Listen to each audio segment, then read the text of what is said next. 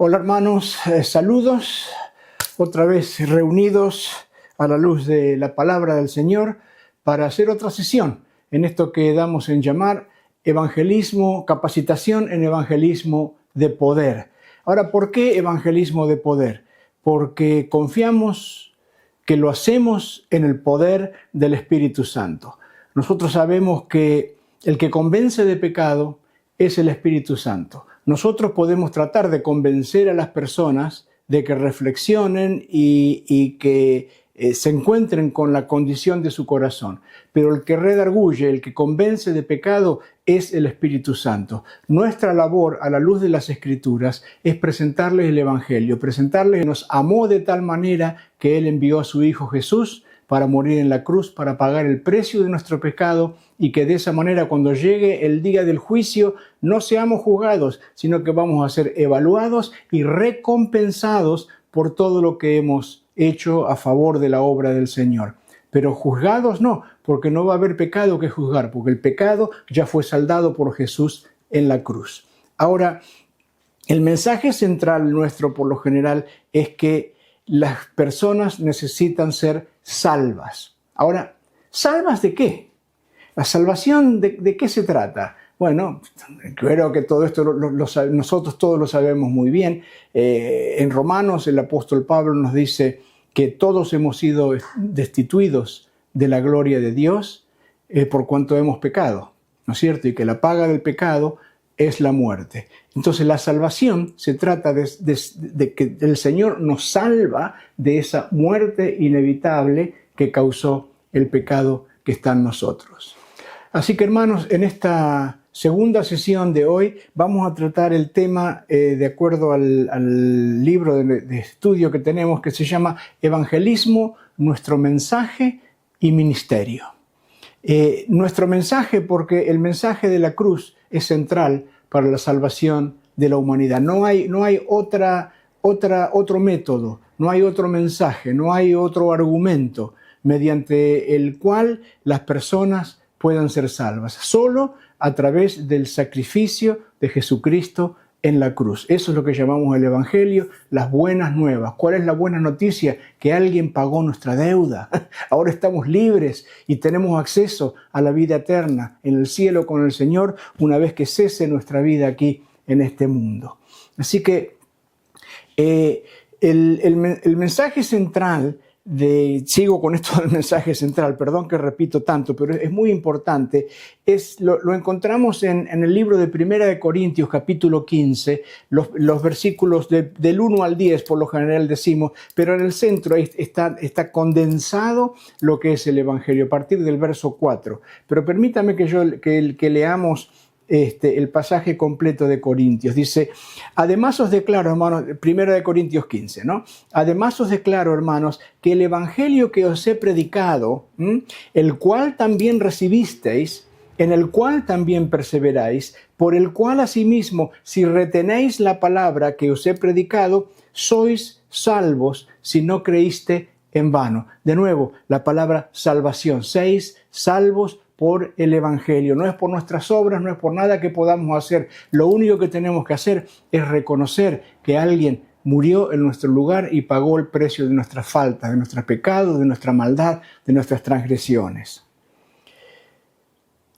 Porque primeramente os he enseñado lo que asimismo recibí, dice Pablo, que él recibió del Espíritu Santo de Jesús, que Cristo murió por nuestros pecados, conforme a las Escrituras, y que fue sepultado y que resucitó al tercer día, conforme a las Escrituras, y que apareció a Cefas y después a los 12, después apareció a más de 500 hermanos a la vez, de los cuales muchos aún viven y otros duermen. Después apareció a Jacobo, después a todos los apóstoles, etc. Pero hermanos, aquí, a partir del versículo 3, del versículo 3 al 5, es en nuestro mensaje y nuestro ministerio, nuestra responsabilidad es comunicarle al mundo esto, pero no comunicárselo de una manera legalista o de una manera punitoria, ¿no? Una manera condenatoria. Les tenemos que dar a conocer que esta es la llave para la vida eterna, que no hay otra religión, que no hay otro mensaje, que no hay otro Salvador, es solo a través de esto. Y el Espíritu Santo, cuando uno comunica este mensaje, que es el mensaje del corazón de Dios, al corazón de Jesús, a nuestro corazón, entonces el Espíritu Santo, Él obra y convence a la persona, le da certidumbre de que lo que le estamos diciendo realmente hace algo en el corazón de quien lo recibe. Y ese algo es el ministerio del Espíritu Santo. Por eso es que le llamamos a todo esto evangelismo de poder, porque lo hacemos no en el poder de nuestras palabras, sino en el poder del Espíritu Santo que nos fue dado para que la gente crea y sea salva de la condenación eterna. Entonces, hermanos, porque primeramente os he enseñado lo que recibí, lo que también recibí, que Cristo murió por nuestros pecados conforme a las Escrituras y que fue sepultado y resucitó al tercer día conforme a las Escrituras. ¿Y por qué Pablo repite 2 veces conforme a las Escrituras? Porque, hermanos, si bien él podía testificar como testigo de la aparición de Cristo que tuvo cuando él iba camino a Damasco, se le aparece el Señor, una tremenda luz al mediodía que era más fuerte que el sol del mediodía en el desierto. Imagínense la magnitud de esa luz. Ahí se le aparece el Señor y él puede testificar. Él fue un testigo ocular, él tuvo una vivencia, una experiencia muy fuerte con el Jesús resucitado que se le apareció en el camino a Damasco. Pero fíjese que él no hace hincapié en su experiencia personal con Jesús, sino que le da mayor relevancia a lo que la Escritura venía anunciando por cientos de siglos, no por cientos de siglos, por cientos de años, por muchos siglos, previo a este encuentro que Pablo tuvo con el Señor Jesús en el camino a Damasco. Esto también, hermano, es muy importante conforme a las Escrituras, porque hay veces que nosotros en nuestro andar cristiano confiamos mucho o nos recostamos mucho en aquellas cosas que sentimos, que vemos, que escuchamos, impresiones que tenemos en el corazón. Y todo eso es bueno porque Dios se manifiesta de manera personal a cada uno de nosotros. Pero la mayor manifestación y la manifestación de mayor autoridad que viene de parte de Dios al ser humano es a través de las Santas Escrituras, es a través de la Biblia. Lo que nosotros experimentamos de manera personal, como el apóstol Pablo experimentó tremenda aparición de Jesús en el camino, eso fue muy importante, pero él le dio más importancia al testimonio de la palabra de Dios. Entonces, hermanos, tengamos esto bien presente. Lo más importante es aquí, lo trascendental, es la palabra de Dios. Porque Pablo dice, no me avergüenzo del Evangelio, porque es poder de Dios para salvación. No hay otra cosa que tenga el poder de Dios para salvar que no sea el mensaje de la cruz, que no sea la vida, la muerte y la resurrección de Jesús. Eso es lo que conduce a la gente a la salvación y ese es nuestro mensaje, hermano. Tenemos que centrar toda nuestra actividad cristiana con respecto a los que no conocen aún al Señor en torno a esta buena noticia. Y la buena noticia, de nuevo, es solo una, que Cristo murió en tu lugar y en el mío. El capítulo 20 del Evangelio de San Juan es muy revelador en cuanto a recibir el Espíritu Santo. Fíjense que los discípulos pasaron 3 años viviendo juntos con el Señor. Viajaban por todos lados, vieron los tremendos milagros que el Señor había hecho y seguía haciendo, la alimentación de los 5,000 por manos de los apóstoles que repartían de 2 peces y unos panes, repartieron una cantidad de alimento para 5,000 hombres, más las mujeres y los niños. Yo diría 10, 12,000, 15,000 personas, vaya a saber. Vaya restaurante, ¿no? Gloria al Señor. Pero fíjense aún que cuando Cristo muere, que los discípulos se refugian en el aposento alto. Porque la Escritura dice, por temor a los judíos. Los discípulos no comprendían todavía esto de la resurrección. Ahí está María Magdalena que va al sepulcro y a Jesús se le aparece por detrás y le dice, ¿qué estás buscando aquí? Y le dice, ¿por qué, a dónde se habrán llevado el cuerpo de mi Señor? Si tú lo sabes, ¿por qué no me dices así? Lo voy a buscar y lo preparo para lo que viene después de la muerte, que es el entierro, la momificación, lo ungían con aceites y lo vendaban al cuerpo, etc. O sea que ninguno había creído, le había entrado realmente, había comprendido esto que Jesús les venía anunciando y esto que el Antiguo Testamento anunció de nuevo por muchos siglos. Isaías, por ejemplo, quien da un retrato del ministerio, de la vida, de la muerte y resurrección de Jesús de una manera extraordinaria. Aún así, teniendo la Escritura y habiendo vivido con el Señor 3 años, habiendo escuchado de Él mismo que era necesario que Él padeciera y que Él fuera levantado y que iba a resucitar y que entonces íbamos a recibir el Espíritu Santo, etcétera, etcétera, etcétera, ellos todavía no creían. Y en lugar de creer, estaban con miedo en el aposento alto, con todas las puertas trabadas por temor a los judíos. Pero fíjese lo que dice el versículo 19 del capítulo 20 de Juan. Dice, cuando llegó la noche de aquel mismo día, este es el tercer día, el día de la resurrección. Jesús resucitó, me parece que era tipo 3 de la tarde, una cosa así.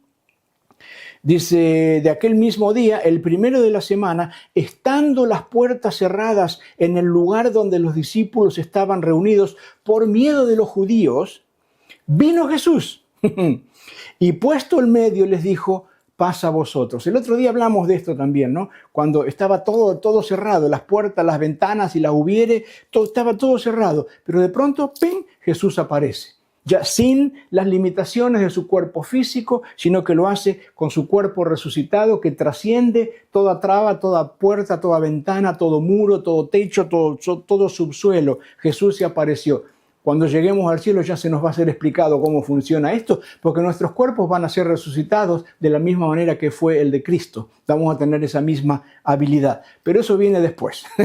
Eso viene luego de que partamos a gloria, Y vino Jesús y puesto en medio de ellos les dijo, paz a vosotros. Y el versículo 20 dijo, y cuando les hubo dicho esto, les mostró las manos y el costado. Les mostró las manos perforadas por los clavos, les mostró el costado donde había penetrado la lanza del soldado romano y los discípulos se regocijaron viendo al Señor. Entonces Jesús les dijo a vosotros, paz a vosotros. Como me envió el Padre, así también yo os envío. Y habiendo dicho esto, sopló y les dijo, recibid el Espíritu Santo. A quienes remitieren los pecados les serán remitidos y a quienes se los retuvieres les serán retenidos. Qué interesante, hermano, es qué fuerte que es este pasaje de la Escritura. Porque, de nuevo, como veníamos diciendo hace un instante atrás, los discípulos habían convivido con el Señor durante 3 años y medio, lo que duró su ministerio terrenal, ¿no? Y ellos no habían recibido el Espíritu Santo. Ellos supieron, los que presenciaron su bautismo, que el Espíritu Santo vino sobre Jesús, dice en la forma de una paloma, aunque no era una paloma, pero lo ejemplificaron de esa manera, no tenían otra forma de graficarlo. Y una voz del cielo se escuchó, este es mi Hijo amado en quien tengo complacencia. O sea, tenían testimonio de todo esto, tenían testimonio de la llenura del Espíritu Santo, del poder a través del cual Jesús hizo tantos y tantísimos milagros de resurrección, de sanidad, de restauración, de perdón, etcétera, etcétera, todo en el poder del Espíritu Santo. Pero aún los 120 y el cuerpo de creyentes que estaba ahí no habían recibido ellos al Espíritu Santo. Por eso es que estaban atemorizados en el aposento alto, porque no tenían entendimiento, todavía no comprendían cabalmente lo que la Escritura decía y no comprendían tampoco el ministerio terrenal de Cristo. Ahora, cuando Jesús se les aparece, les dice, paz a vosotros, ellos se dan cuenta que esa aparición no era un fantasma como le había pasado antes, sino que era el mismo Jesús. ¿Y qué es lo que primero que Jesús hace? Les prueba que Él había resucitado a través de los clavos, las marcas que dejaron los clavos, a través de la lanza en su costado. Entonces los discípulos vieron esto y ahí se termina el mensaje del Evangelio, ¿no es cierto? De que Cristo vino al mundo, que murió en la cruz y que resucitó al tercer día. Los discípulos no creían que Jesús había resucitado, estaban todavía con miedo, estaban atemorizados en un lugar, ocultos, encerrados entre sí, obedeciendo el mandato que el Señor les había dado, pero no sabían por qué. Ahora, aquí finalmente les cae la ficha. Cuando lo vieron a Jesús, que había resucitado, entonces ahí creyeron completamente en la vida y resurrección del Señor. Y esta es la condición para recibir el Espíritu Santo. Dice la Escritura que cuando uno cree en su corazón, entonces el Espíritu Santo viene a morar en nosotros. ¿Y para qué viene el Espíritu Santo a morar a la vida del nuevo creyente, de la nueva creyente? Bueno, viene porque es a través del Espíritu Santo que nosotros tenemos revelación de la palabra de Dios. Podemos comprender la palabra de Dios. ¿Por qué? Bueno, porque el Espíritu Santo es el autor de la palabra de Dios. Él la dictó a sus santos apóstoles, a sus profetas, etc. Entonces, aquel que la inspiró es aquel que la revela a nuestro corazón y a nuestro entendimiento. Y luego, en una segunda instancia, viene el bautismo en el Espíritu Santo, que esto es poder de Dios para testificar, para ser testigos eficaces de Cristo en este mundo. Y de esto se trata precisamente este entrenamiento que estamos dando, esta visita que vamos a hacerle a Tucumán ahora el mes que viene, en unos poquitos días nomás, hoy es 7, ya vamos a estar culminando el mes que viene nuestra visita allá, el día 7 de noviembre. Así que, hermanos, esto es tremendo. Y fíjense que dice que en Juan 20, volvamos atrás, y les dijo otra vez: paz a vosotros, como el Padre me envió, así yo os envío. Y habiendo dicho esto, sopló. Y hermano, esto está conectado con los primeros capítulos de la creación del universo y del ser humano en Génesis. Dice que Dios había creado una forma, un muñeco, no sé cómo llamarle, de barro, ¿no? Y que sopló vida, aliento de vida, en la nariz de Adán, y se volvió un ser viviente. De la misma manera, Jesús sopla este aliento de vida, así como cuando Dios sopló aliento de vida sobre esa figura de barro, recibió vida y se tornó en un ser humano. De la misma manera, Jesús envía su soplo de vida y nace una iglesia. Hasta ahora no eran iglesia. La única forma de ser iglesia es creyendo en la vida, muerte y resurrección de Jesús. Ahí viene el Espíritu Santo y da testimonio a nuestro espíritu de lo que estamos leyendo. Es una cosa tremenda. Y ahí comienza toda una vida nueva para nosotros con el Señor, donde cada vez que leemos la Escritura, ¿cuántas veces, hermanos, leíste un pasaje y lo volvés a leer después de años y decís: wow, esto yo lo leí varias veces, lo he escuchado varias veces, lo han predicado tantas veces, pero ahora lo que lo estoy leyendo aparece una cosa nueva. Qué maravilloso es el Espíritu Santo, qué maravillosa es la palabra de Dios, que sigue trayendo a vida un montón de conceptos, de ideas que ilustran, que bendicen nuestra vida de una manera extraordinaria. Sigamos con las notas, no quiero tardar más de 45 minutos. Nuestro ministerio. Dice: en la intercesión presentamos a los hombres delante de Dios. En el evangelismo presentamos a Dios delante de los hombres. Esta frase a mí me encanta. Déjeme volver a repetirla. Cuando nosotros intercedemos, oramos por las personas, ¿qué hacemos? En nuestra oración, en nuestra intercesión, le presentamos: oh, Señor, ten misericordia de Juanita o de Carlos o de quien sea. Señor, sálvalo. O intercedemos por una situación, un problema personal, un problema familiar, ¿no es cierto? Ahí, ¿qué hacemos? Levantamos a la persona y se la presentamos a Dios con las situaciones que le estén aquejando, ¿no es cierto? Pero en el evangelismo, dice aquí las notas, en el evangelismo presentamos a Dios delante de los hombres. En la intercesión presentamos a los hombres delante de Dios. En el evangelismo traemos a Dios a los hombres a través del mensaje que estamos discutiendo en este momento.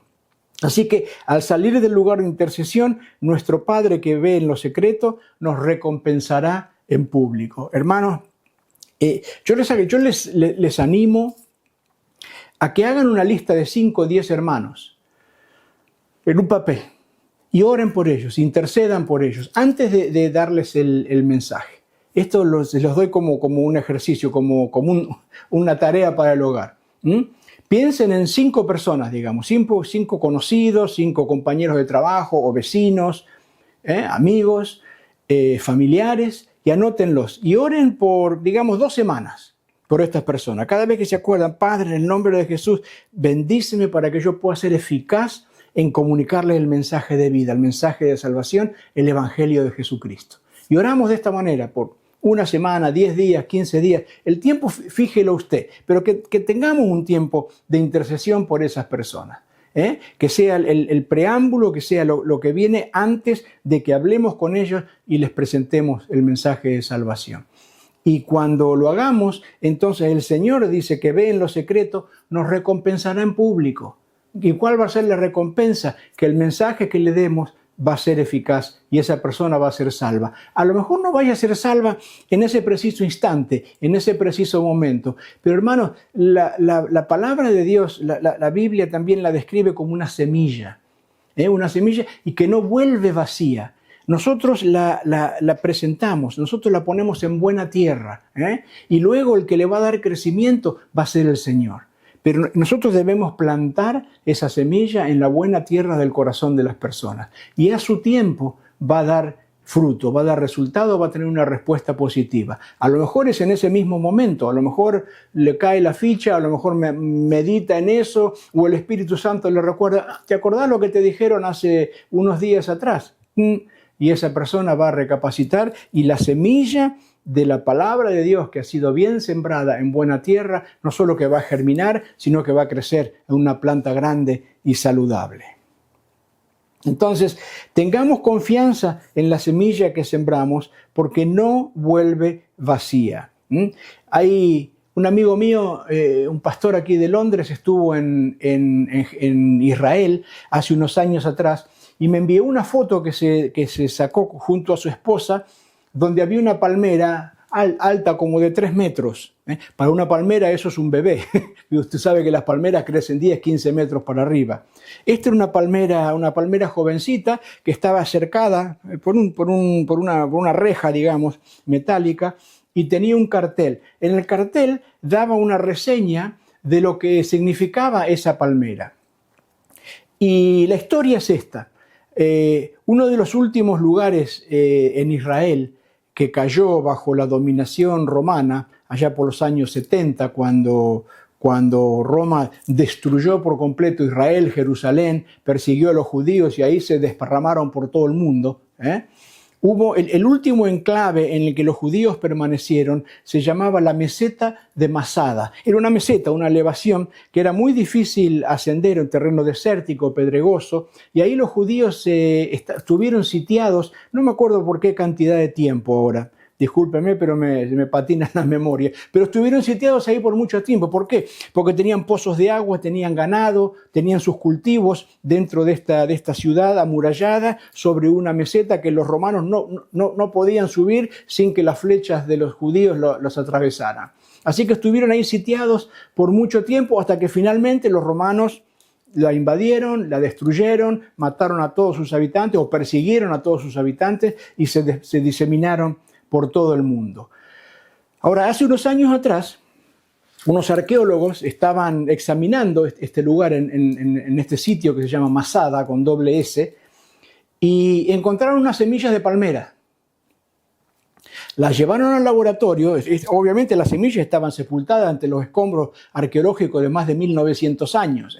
Encontraron estas semillas en vasijas de barro, lo que identificaba que procedían de aquella época, y bueno, las trataron en el laboratorio, no sé qué le habrán hecho, y las plantaron. Y una de esas semillas de palmera, uno de esos dátiles, germinó y creció en esa palmera que yo les estoy contando, que mi amigo me envió la foto. Así que esto fue 1900 años más tarde.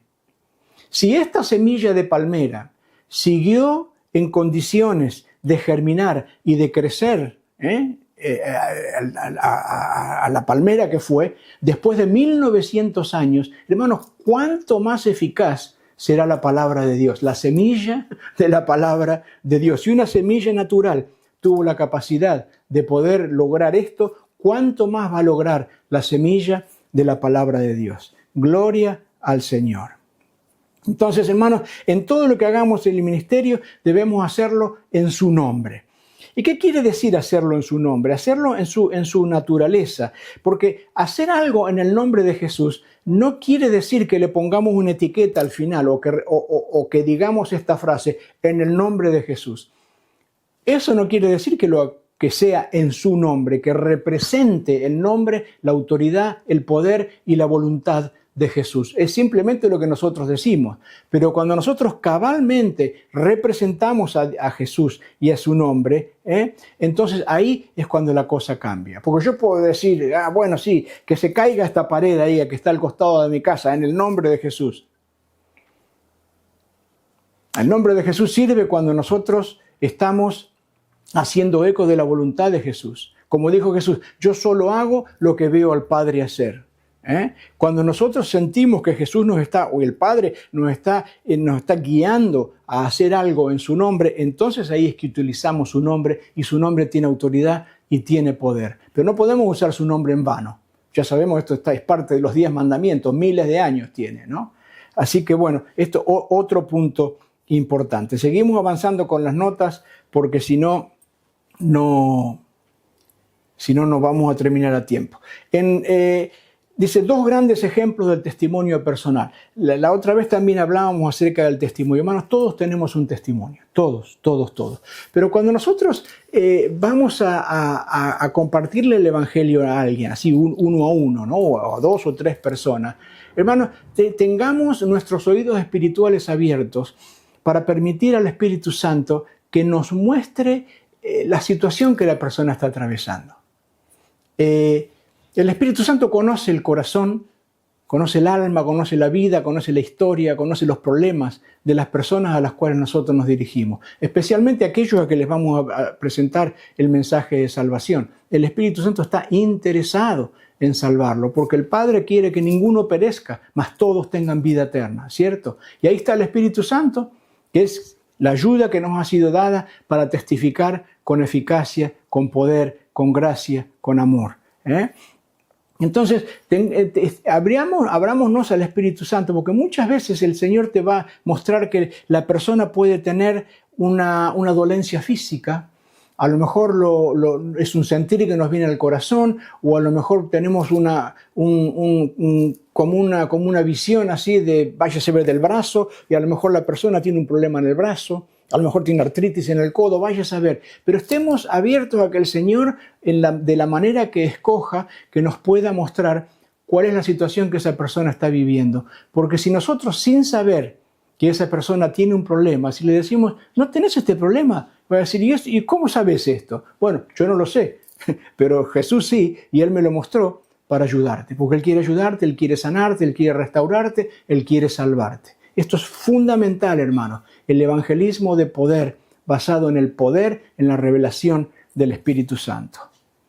Y todos tenemos un testimonio. En Juan 4, por ejemplo, el Señor, esto es un ejemplo bien claro de lo que yo acabo de decirles. El Señor conocía el corazón de la samaritana y le dijo, sí, bueno, la persona con la que estás viviendo no es tu marido, ya tuviste 4 o 5 maridos.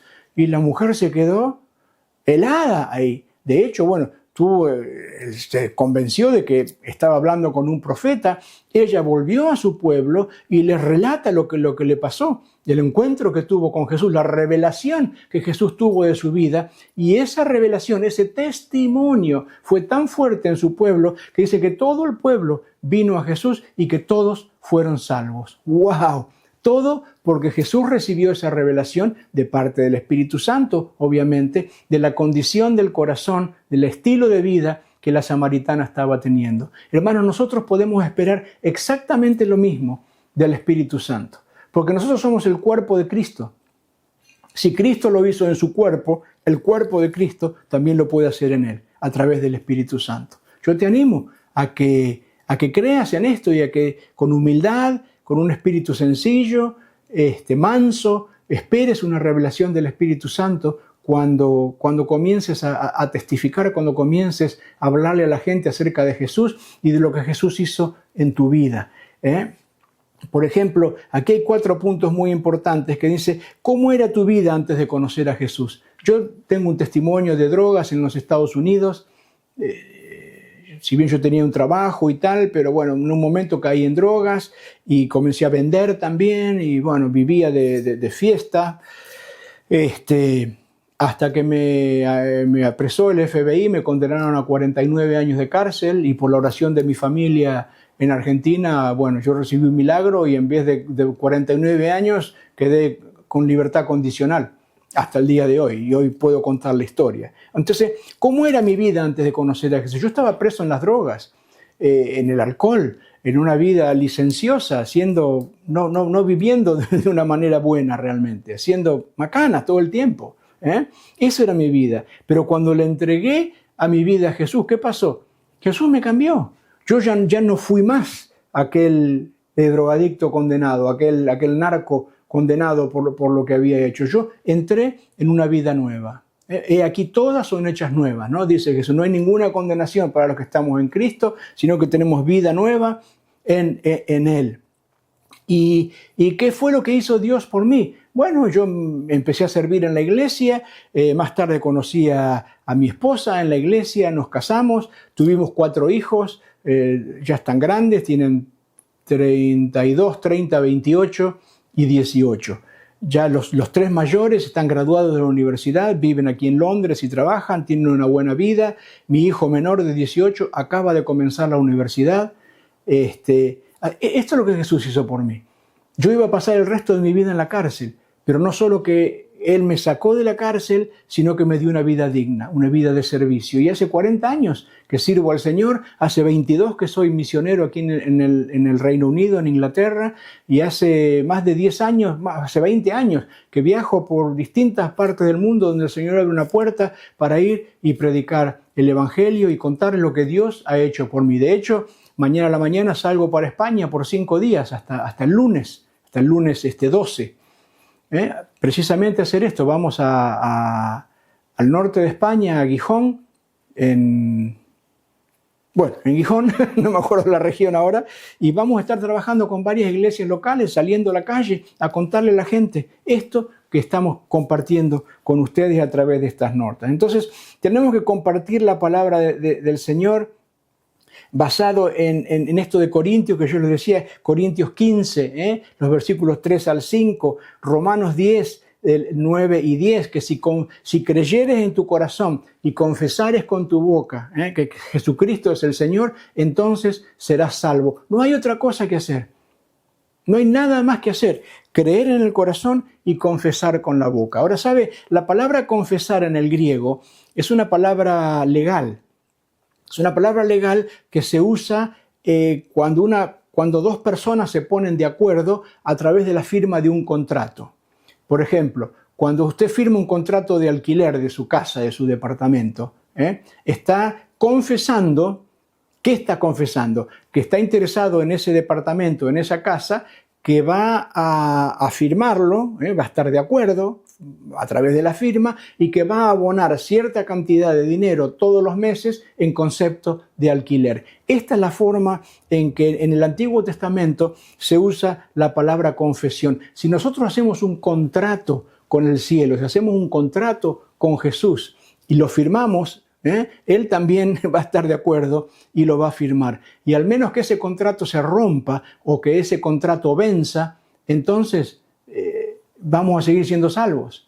Entonces, este contrato que tenemos con el Señor no expira, no vence, a menos que nosotros no lo tengamos en cuenta, lo dejemos de lado, lo tiremos atrás y arranquemos de nuevo con nuestra propia vida. Pero si no, Jesús es fiel y verdadero para mantenerse firme en la promesa que Él nos hizo de que estaría con nosotros siempre hasta el fin del mundo. Ese es el contrato, esa es la palabra confesión. Si confesamos con nuestra boca, estamos haciendo un contrato con el cielo. Y ahí se acabó. Ahí en ese momento somos salvos. Vayas o no vayas a la iglesia. Yo sé que esto es un poquito conflictivo, pero hermanos, nosotros no somos salvos por ir a la iglesia, somos salvos por venir a Jesús. Y porque venimos a Jesús, Jesús nos guía a la iglesia, porque Él sabe que es saludable, que es bueno, que estemos en armonía con otras personas que creen lo mismo que nosotros, que nos ayudan, que nos ayudamos los unos a los otros, que nos discipulamos, que nos exhortamos, que nos amamos y que de esa manera conformamos una comunidad en el nombre del Señor que trasciende a nuestra propia vida. Eso es tremendo. Impartición, este es otro punto, hermanos, cuando estamos hablando con la gente.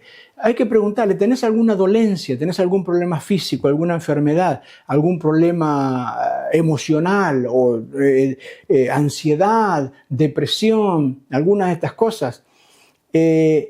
Porque la sanidad es una demostración del poder del Espíritu Santo cuando nosotros oramos por las personas. Hermano, tenemos que tener confianza. La Biblia dice que en Lucas 16:15 que pondremos nuestra mano sobre los enfermos y ellos sanarán.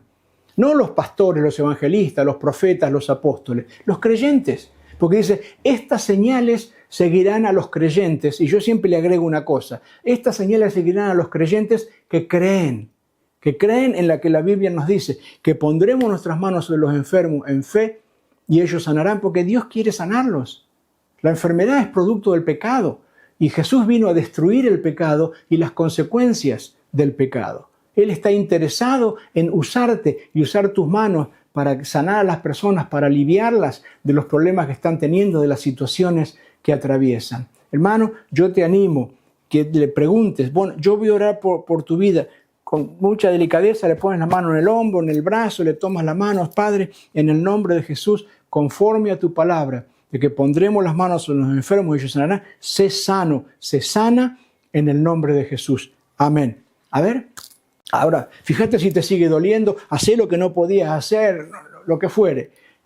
La persona te dijo, por ahí tiene un problema de cintura, un problema en el cuello o en el codo, vaya a saber, o de respiración, o de oído o de vista, vamos a probarlo. Y cuando lo pruebes, cuando la persona prueba, te vas a dar cuenta que en la gran mayoría de los casos dice, hoy sí, está mejor. Está mejor, pero no está completamente mejor, no. Vamos a volver a orar. Padre, en el nombre de Jesús, yo confío en que tú terminas la buena obra que comenzaste. Amén. A ver, probá de nuevo. Hoy sí, sigue mejorando. Oh sí, escucho mejor o ya veo con más claridad. Y hay veces que hay que orar 2 o 3 veces. El Señor Jesús oró varias veces por el ciego, ¿se acuerdan? Hasta que recuperó la vista completamente. Y si Jesús oró 2 o 3 veces, ¿cuánto más nosotros? ¿No? Es el mismo ejemplo. Entonces, hermano, yo te desafío a esto, porque estas señales seguirán a los creyentes que creen. Nosotros somos todos creyentes porque creemos en Jesús, pero muchas veces no creemos que Él puede usarnos para hacer los milagros que nosotros muchas veces vemos en la televisión o en la iglesia o en grandes ministerios. Hermano, esto es para los creyentes que creen que estas señales siguen en el nombre de Jesús. Así que yo los animo a que esto lo pongan en práctica y se van a sorprender. Permitan que el Espíritu Santo cumpla su función. Porque Jesús dijo, es más ventajoso para ustedes que yo me vaya, que yo ascienda, que yo vuelva al cielo, porque entonces les voy a dar al Espíritu Santo. ¿Qué quiso decir con esto? ¿Que el Espíritu Santo era más importante que Él? No, porque es la Trinidad, son los 3, Padre, Hijo, Espíritu Santo, en la misma esfera, ¿no? Pero lo que Él está diciendo es que Jesús en su ministerio terrenal, Él podía estar en un lugar a la vez, como ser humano. Pero cuando Él ascendiera y el Padre le diera el Espíritu Santo para que lo entregara a la iglesia, entonces el Espíritu Santo está con ustedes en Tucumán, está conmigo aquí en Inglaterra, va con nosotros a los hermanos que vamos a estar visitando en España mañana, está en todos lados. El Espíritu Santo refleja la omnipresencia del Señor. Así que, hermanos, yo los animo, el Espíritu Santo está con ustedes para ayudarlos. Esto del Paracletos, del ayudador, es alguien que está a nuestro lado para ayudarnos en toda circunstancia de la vida. Y es más, yo los voy a animar a que hagan una prueba. Nosotros siempre oramos a Dios el Padre, oramos a Jesús, pero muy raramente, muy muy raro que oremos al Espíritu Santo. Y tenemos que orar al Espíritu Santo, porque Él es el que nos conecta con el Hijo y con el Padre. Sin Espíritu Santo no está esta conexión, no la tenemos. La perdemos. Es a través del Espíritu que viene a morar en nosotros y que nos bautiza con su poder, que nosotros tenemos relación con el Padre y que podemos tener una relación eficaz y poderosa con todos los que nos rodean. Así que oremos al Espíritu Santo, hablen con el Espíritu Santo. Espíritu Santo, ¿qué quieres que le diga a esta persona? Espíritu Santo, tengo este desafío en el trabajo, o este desafío en casa con los chicos, o en mi matrimonio. Espíritu Santo, nos fuiste dado para ayudarnos. Ayúdame. Y vas a ver que vas a entrar en una relación muy particular con la tercera persona de la Trinidad, que es el Espíritu Santo de Dios.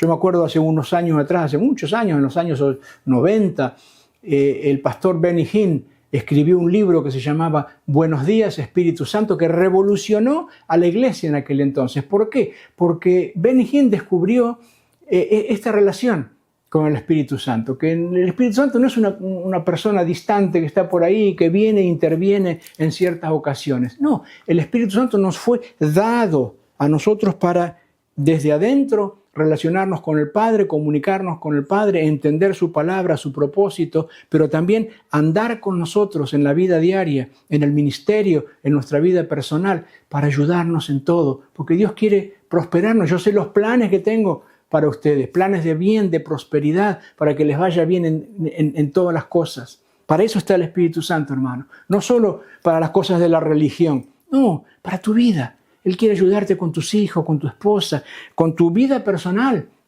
Los traumas a lo mejor que vienes acarreando por haber tenido una niñez traumática o relaciones difíciles. Él quiere sanarte, Él quiere restaurarte. Ese es el propósito.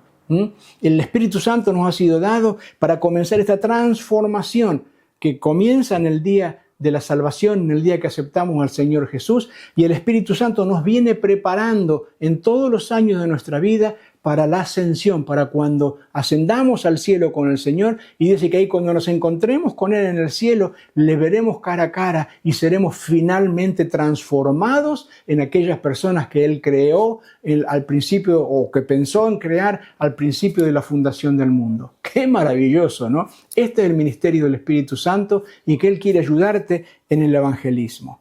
Y luego de que oramos por esta persona, de que el Señor la tocó, que el Señor le dio, sí, es como me siento más liviano, te van a decir muchas veces. Hoy sí siento como una paz, o no sé, algo que me escalofrío. Ese es el Señor que te ha tocado. Eso es lo que hay que decirle, y hay que invitarle a recibir. El Señor te ama. Y Él se está manifestando a tu vida a través de la sanidad, o a través de estas cosas que quizás sientas físicamente o dentro de tu corazón. El Señor se ha acercado a tu vida, quiere ayudarte, quiere bendecirte. ¿Querés recibirlo en tu corazón? ¿Hay alguna razón por la cual no deseas recibir a Jesús en tu corazón? Y la persona te va a decir, lógicamente no hay ninguna razón. Entonces vamos a entregarle tu vida al Señor. Y una oración muy cortita, le decís, Señor, que repita, ¿no? Señor, gracias porque moriste en la cruz por mí. Gracias que me perdonas mis pecados. Yo me arrepiento de todas las cosas malas que hice. Te recibo como mi Señor y mi Salvador. Amén. No hace falta otra cosa. Hay que hacerlo conciso, cortito, para no aburrir a la persona y para no enroscarnos en palabrería y en cosas que por lo general no sirven para nada. Duro y a la panza, cortito y a la panza, como dicen, ¿no? Perdón por ser vulgar. Acá al final de la página 2, estas notas van a estar puestas a disposición junto con el link para ver este video. Los van a tener en formato PDF. Un modelo de oración es: Señor, me aparto de todos mis pecados y te entrego mi vida. Creo que eres el Hijo de Dios, que moriste por mis pecados y resucitaste para darme una nueva vida. Por favor, perdona mis pecados, ven a mi corazón, cambia mi vida. Mira qué cortito y qué sencillo. Aquí tengo algunas notas. Y este es el principio del arrepentimiento, hermanos, porque, por ejemplo, nosotros en noviembre vamos a ir a Tucumán. Ahora, para ir a Tucumán, nosotros vamos a tener que dejar atrás Inglaterra. Para venir al Señor, tenemos que dejar atrás nuestra vida vieja. Si antes mentíamos, el arrepentimiento quiere decir volverse de la mentira para abrazar la verdad. Si antes engañábamos, quiere decir que nos arrepentimos del engaño, de las mentiras que hayamos dicho y nos volvemos y solamente hablamos verdad. Eso es el arrepentimiento, volvernos de nuestros caminos. Porque nosotros le podemos presentar al Señor Jesús, la persona puede recibir al Señor Jesús en su corazón, o a lo mejor esta es una experiencia personal, pero si la persona sigue en pecado, no cambia, no se aparta, no se vuelve de sus malos caminos para seguir el camino recto de justicia, entonces esa persona no va a ser salva. El arrepentimiento es fundamental, porque arrepentimiento quiere decir volverse 180 grados. Si antes iba para allá, ahora voy para allá. Si antes me iba al horno, ahora me voy al cielo. Si antes mentía, ahora digo verdad. Si antes engañaba, ahora no engaño más. Si antes defraudaba o robaba, ahora no robo más. Eso es el arrepentimiento. Gloria al Señor. En la sesión anterior mencionábamos el hecho de que muchas veces confundimos el salir a dar invitaciones para venir a la iglesia para una reunión, para una visita, etcétera, etcétera. Y también el de entregar tratados. Hermanos, cuando nosotros salimos a evangelizar, yo les recomiendo que lleven tratados. Pero no un tratado, hay tratados que tienen 10, 12 páginas, que son largos, que hablan de cosas buenas, ¿no? Pero lo que la gente tiene que poder recibir en el tratado es esto que estamos hablando, que todos hemos pecado, que Cristo murió por nuestros pecados, que el pecado nos separa de Dios, pero cuando Jesús perdona nuestros pecados nos podemos acercar a Dios confiadamente, y comenzar una vida nueva. Tenemos que utilizar tratados que den ese mensaje. Porque muchas veces no vamos a poder hablar con una persona o quizás entablamos conversación con una persona que está ocupada, que está con problemas y no presta atención, pero le entregamos un tratado, creo que en español se llaman las 4 leyes espirituales. Y estas 4 leyes hablan precisamente de eso, que hemos pecado, que Jesús murió para pagar nuestro pecado, si lo aceptamos con nuestro Salvador, seremos perdonados y tenemos vida eterna. Ahí está el Evangelio completo. Entonces veamos de entregarle un tratado a las personas que les sea útil, que no simplemente lean una historia bíblica, las cuales son muy buenas, pero la principal historia bíblica, la que cambia la vida, es el Evangelio de Jesucristo, que Cristo murió por nosotros para darnos una oportunidad nueva. Así que yo les aconsejo, hermanos, que hagan esto. Y muchas veces las iglesias tienen como programas especiales de evangelismo que una vez al mes o cada 2 meses, cada 6 meses hacen algo al aire libre. Van con las guitarras y ponen un escenario y hay payasos y entregan golosinas y tal. Bueno, todo esto es muy bueno, pero hermano, hay que hacerlo hay que hacerlo que la gente le atraiga lo que estamos haciendo. Tenemos que poner todos los recursos en eso. Y de nuevo, que el evangelismo, hermanos, que nuestro mensaje y ministerio no sea algo que la iglesia hace una vez al año o cuando los visita un evangelista cada 6 meses o cuando fuere. Hermano, el evangelismo es un estilo de vida, es el estilo de vida de Jesús. Tenemos que vivir como Jesús. ¿Por qué? Porque somos el cuerpo de Jesús. No podemos tener otra vida que no fue la que Jesús tuvo en su cuerpo. Y ahora aquí estamos, representando a Jesús en su ausencia. Hasta que Él vuelva, Él nos encomendó que le contemos esto a la gente, que los invitemos a la iglesia, que los discipulemos, que los bauticemos, que los encaminemos en esta vida, hermanos, porque es en el ejercicio y en la práctica de la gran comisión y de los dones espirituales que el Señor nos ve fieles y nos ve justos, entonces Él invierte más sobre nosotros. Si nosotros empezamos a orar por los enfermos y los enfermos empiezan a sanar, el Señor va a decir, buen siervo y fiel, en lo poco has sido fiel, te voy a poner sobre más cosas, te voy a dar más cosas, más dones espirituales, más gracia, más favor, y te voy a dar un ministerio eficaz. A lo mejor en tu iglesia, a lo mejor como misionero en otro lado, a lo mejor como evangelista o como profeta, vayas a ver, don de servicio, don de enseñanza de la palabra. El Espíritu Santo es el que otorga los dones y nos da dones en la medida que nosotros seamos fieles con los pequeños dones y los primeros dones que hayamos recibido. Así que, hermanos, concluimos esta sesión de evangelismo, nuestro mensaje y ministerio, animándolos a que se animen, a que se animen a poner en práctica todos estos conceptos tan sencillos, tan básicos, hermanos, que no es para algunos profesionales, para algunos ungidos adentro de la iglesia, es para el cuerpo de Jesucristo aquí en la tierra. Dios los bendiga.